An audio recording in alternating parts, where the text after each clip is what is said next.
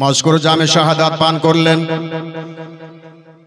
ভাইরা আমার, বাবারা, ওগো আমার মা বোনেরা, ইনাকে শহীদ করে দেওয়ার পরে জাল্লাদকে অর্ডার করলো, জাল্লাদ রে ওই হারিস পাবিকে বাগিচাতে নিয়ে যা, যেইখানে বাচ্চা দুটাকে শহীদ করেছে ওই জায়গাতে তাকে মার্ডার করে দাও, তাকে জবাই করে দাও। হারিস পাবি বলল, ইবনে জিয়াদ এরকম তো কথা ছিল না, আমাকে পুরস্কার দেওয়ার কথা ছিল। ইবনে জিয়াদ বলছে, এটাই তোমার পুরস্কার। আজকে সেই বাচ্চা দুটো যদি আজকে আমার কাছে এই যে জিন্দা চাহে, দিতে পারবো না, সেই কারণে আমাকেও মারতে পারে, এজিদ ছাড়বে না, এই জন্য তার শাস্তি এটাই। সঙ্গে সঙ্গে বাবা জাল্লাদকে বলা হলো, জাল্লাদের সাথে সাথে যাচ্ছে বাবা ওই হারিস। হারিস বলছে, ভাই রে, জোড়া হাত করে বলে, জাল্লাদ রে আমাকে মেরো না, ছেড়ে দাও, ছেড়ে দাও, আমি আর ভুল কাজ করব না। জাল্লাদ বলছে, হারিস রে, তোমার কাছে ওই বাচ্চা দুটা কত চাচা চাচা বলে কাকত মিনতি করেছিল, তোমাকে বলেছিল, চাচা গো আমাকে ছেড়ে দাও, আমাদের দুনিয়াতে বাবা নাই, মা নাই, কেউ নাই, তবুও তুমি তাকে ছাড়নি রে। ওরে হারিস, আজকে আমি তোমাকে ছাড়ব না। তোমার কাছে সেই জান্নাতের ফুল কাকত মিনতি করে তোর কাছে কত দাবি করেছিল, তুই শুনিসনি, আমি তোকে ছাড়বো না। চল, তোমাকে যদি আমি ছেড়ে দেব, তবে শোন, যে বাচ্চা দুটাকে তুই শহীদ করেছি ওই বাচ্চা দুটাকে তুই জিন্দা করে দেখা। পারবে? পারবে জিন্দা করতে? পারবি না, তাহলে তোকে ছাড়বো না। চল, এই তরবারিতে তোর গলা কাটা হবে। জাল্লাদের পা ধরে, জাল্লাদের হাত ধরে, জাল্লাদের জোড়া হাত করে বলে, আমাকে ছেড়ে দাও, ছেড়ে দাও, আমার ছেলে মেয়ে আছে, আজকে তারা বেওয়া হয়ে যাবে, বাবা হারা হয়ে যাবে।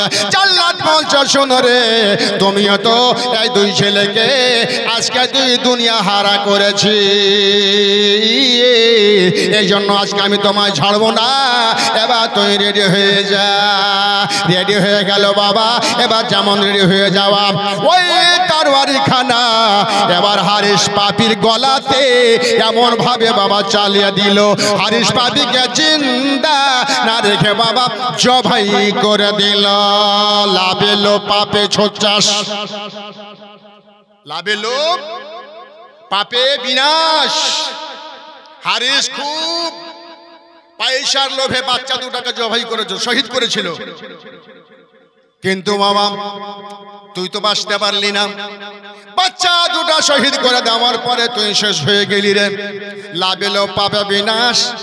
এবার যখন জবাই করা হলো, ধড়খানা মাটিতে পড়লো, আর ওই মাটির পাশে হলো বাবা নদী। ওই হারিস পাপির লাশকে এবার মাটি থেকে বাবা মাটি বলছে, হারিস রে, তুই নবী বংশের ছেলে, দুইটাকে মেরেছিস, বেগুনা মেরেছিস রে, আমি মাটি, তোর লাশকে আমি মাটি গোছবো না। বলুন, মাটি চালিয়ে ফেলে দিল পানিতে। পানি বলছে, লাশ রে, ওরে হারিস শোন, তুই নবী বংশের ছেলেকে আঘাত করেছিস রে, আমি পানি রে, তোর লাশকে আমি পানি গজবো না। একবার পানি বাবা চালিয়ে দেয় মাটির ওপরে, আর মাটি চালিয়ে দেয় বাবা পানির ওপরে। না পানি লাশ গজছে বাবা, না মাটি লাশ গজছে বাবা রে। যারা নবী বংশের ছেলের সঙ্গে এরকম দুর্ব্যবহার করবে, যারা আমার মাসরুর মিয়ার সঙ্গে দুর্ব্যবহার করবে, আমার মাসুদ মিয়ার সঙ্গে যারা এরকম দুর্ব্যবহার করবে, তাদের লাশ পানিয়ে গজবে না, মাটিও গজবে না। বলবেন না সুবহানাল্লাহ? মাটিয়ে গজবে না, পানিয়ে ঘষবে না বাবা। আল্লাহ আল্লাহ, এবার ওইখানে লাশ, উপর দিয়ে চিল উড়ে যায়, উপর দিয়ে কাক উড়ে যায়, এবার শকুন পাখি উড়ে যায়। সেই চিল বলছে আল্লাহ রাব্বুল আলামিন, আমরা হলাম চিল, আমরা হলাম কাক। আল্লাহ গো, আমাদের জন্য যদি খাবার বন্ধ করে দেন, আমাদের জন্য যদি পানি বন্ধ করে দেন, না খেয়ে থেকে যাব তো পাইমান হারিসের মাংস খাবো না। জোরে বলুন। বনের বাঘ বলে, লাশখানা পড়ে আছে, বনের বাঘগুলো বলে আল্লাহ আমি তো জন্তু, আল্লাহ গো আমরা মাংস খাই, তবে রব্বুল আলামিন আজকে আমরা দুদিনকার ভোকা। রব্বুল আলামিন পরওয়ারদিগারে আলাম, যে নবীর জন্য আমরা দুনিয়াতে এসেছি, যে নবীর জন্য আজকে আমরা দুনিয়া দেখতে পেয়েছি, সেই নবী বংশের ছেলে দুইটাকে এই হারিস পাপী জমিনে পড়ে আছে, না পানি ঘষে না মাটি ঘষে। আল্লাহ রব্বুল আলামিন গো, আমরা হলাম বাঘ, আমাদের জন্য যদি দুদিন কোন কথা যদি মাসের মাস খাবার বন্ধ করে দেন, তবুও ওই গুস্তাখে রাসূলের মাংস খাবো না। ভাইরা আমার, বাবারা, নবী বংশের ছেলেদেরকে যারা অবহেলা করে, পীরকে যারা অবহেলা করে, তাদের দাস ওইটাই হবে বাবা, দাসা। আল্লাহ ছেড়ে দেবে না। আল্লাহু আকবার, আল্লাহু আকবার, এই করে করে বাবা ওই হারিস পাপে বাবা দুনিয়া ছেড়ে চলে গেল, কারো কাছে বাবা গোসল না। ইবনে জিয়াদ বলল, ওরে জাল্লাদ রে, দেখ তোরে মোহাম্মদ ইব্রাহিমকে ফুরাত নদীর কিনারাতে শহীদ করেছিল রে, দেখ তো লাশ দুটা কোথায় পড়ে আছে। আরে জাল্লাদ, মুন্ডু দুটো নিয়ে যা, আর দোনো ভাই লাশকে খুঁজে খুঁজে খুঁজে বের করে দুটা ভাইয়ের লাশের সাথে মুন্ড দুটো লাগিয়ে দেবে, আর লাগিয়ে দিয়ে দোনো ভাইয়ের কবর করে কবরে নামিয়ে দিও। সঙ্গে সঙ্গে জাল্লাদ ফোরাত নদীর কিনারে এলো। ইমাম মুসলিমে দুই বেটার লাশকে বাবা খোঁজা খুঁজি করে, ডান দিকে দেখে লাশ নাই,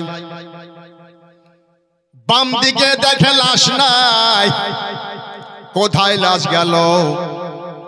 যেখানে শহীদ করেছিল সেখানে বালুর উপরে রক্ত বাবা চরবের মতন জমে আছে, লাশ খুঁজে পাওয়া যায় না।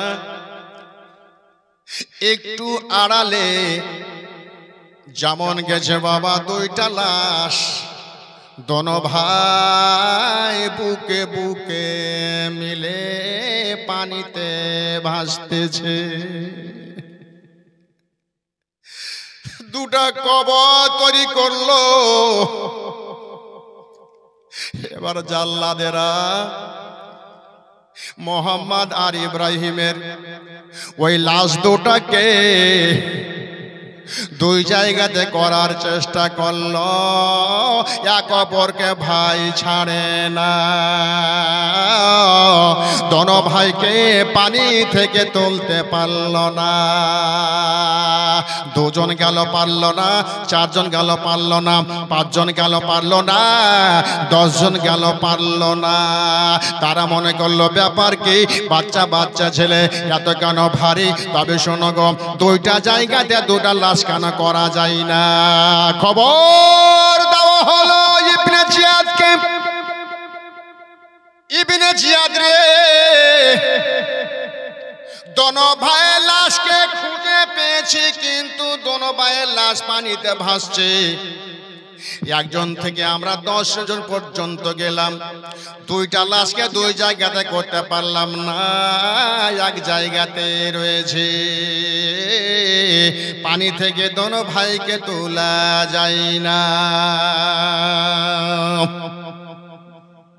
ইবনে জিয়াদ বলল, 20 জানাজা, 30 জানাজাও। জাল্লাদ বলছে ইবনে জিয়াদ, আমার মনে হয় 100 জনা গেল বোধহয় 2 ভাইকে 2 জায়গাতে করা যাবে না। ইবনে জিয়াদ বলল, তাদেরকে মাটি তো দিতে হবে রে, কিন্তু তুলতেই তো হবে, এর মাঝেরা তারা বসতে পারে না। এত চেষ্টা করলো, এত চেষ্টা করলো, কোনো মতেই দোনো ভাইয়ের লাশকে বাবা পারল না। আল্লাহর হুকুম হলো, মদিনাওয়ালার নেগাহে বান হলো, আমার নবী মুস্তাফার নেগাহে কারাম হলো। 2 বাচ্চা নদীতে ভাসছে আর বলছে, ওরে ইবনে জিয়াদ রে, শোধরে শোন, আমরা দোনো ভাই যেইখানে ছিলাম জোড়া হয়ে। ইবনে জিয়াদ, শোনো রে,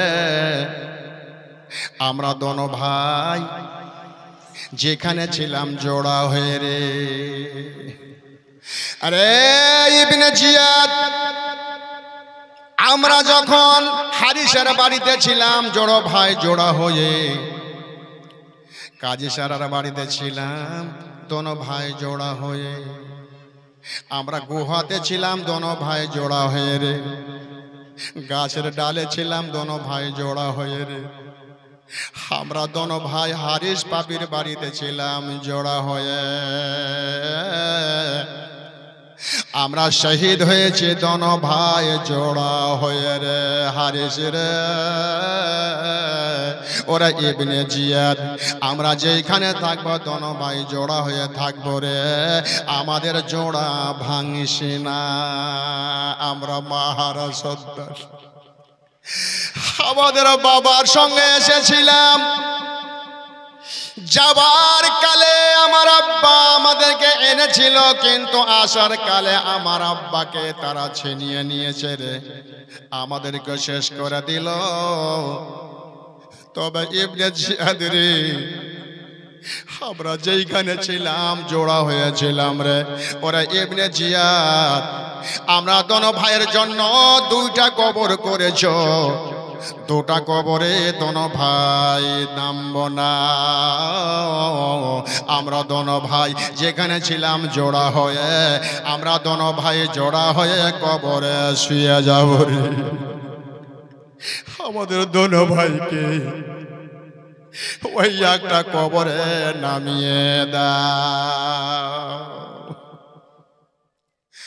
ইবনে জিয়াদ বলল, কি করা যায়, কিন্তু যখন অপরকে ছাড়ে না, তখন দোনো ভাইকে তোলা হলো। আর তোলার পরে একটা কবরে দোনো ভাইকে নামিয়ে দিল। দোনো ভাই বুক বুক মিলিয়ে রয়েছে, কত ভাই ভাই বাবা মোহাব্বা। দোনো ভাইকে ওই কবরেতে নামিয়ে দেওয়া হলো। আর একটা কবর ছিল বাবা, কে যেন বলছে, ও ইবনে জিয়াদ, ওই কবরটা বন্ধ করতে হবে না, কারণ ওই হারিস পাপি নিজের বিবিকে শহীদ করেছে। ওই কবরটা বন্ধ না করে ওই হারিসের বিবিকে ওই কবরে দিয়ে দাও। সঙ্গে সঙ্গে বাবা ওই হারিস পাপির বিবির ওই বাবা লাশটাখানে ধরে ওই কবরে নামিয়ে দেওয়া হলো। যেমন কবরে নামিয়ে দেওয়া হলো, আল্লাহ একটা কবরে দোনো ভাই নেমে গেল, আর একটা কবরে হারিস পাপির বিবি নেককার মাকে রেখে দেওয়া হলো। তারা কবর দিল ঠিকই বাবারে, তারা জানাজা করলো না, দুয়াও করলো না। তারা কবর দিল ঠিকই বাবা, তারা জানাজাও করলো না, তারা খবরও দিল না। নবী বংশের ছেলে যারা, তাদের যদি কেউ যেন দোয়া না করে কোনো যায় আসে না, কারণ তাদের হাতে জান্নাতের চাবিকাঠি। ও ভাইরা আবার যারা হলো জান্নাতি ফুল মেহমান রাসূল আলে রাসূল, তাদের জন্য কেউ যদি জানা করে কোনো তাদের বিগড়াবে না বাবা। কিন্তু তাদের জন্য যদি কেউ শামিল হয়ে যায়, আমার নবী রাজি হয়ে যায়। তারা ইয়াজিদের ভয়ে বাবা কাফন দিতে না পারে, তারা বাবা জানাজা পড়তে না পারে, তাদেরকে কাফন দিতে না পারে। কিন্তু বাবা আমরা তো তাদের আশিক, আমরা তো তাদের দিওয়ানা, আমরা হলাম তাদের চাহনেওয়ালা বাবা। আমরা কাল আখিরাতের জন্য তাদের সঙ্গে শামিল হয়ে আল্লাহ আমাদেরকে ওদের মহাব্বতে জান্নাতে পৌঁছাবে। জোরে বলুন সুবহানাল্লাহ। এক কবরে হারিস পাপির বিবি, নেককার মা তোমাদের মতন মা বাচ্চা দুটাকে বাঁচাতে গিয়ে বেঈমান হারিস ছাড়েনি নিজের বিবিকেও। এই জন্য তার লাশ মাটিও গছে না, পানিও গছে না, কাগও খায় না, শুকুন পাখিও খায় না, বাঘও খায় না, কেউ খায় না।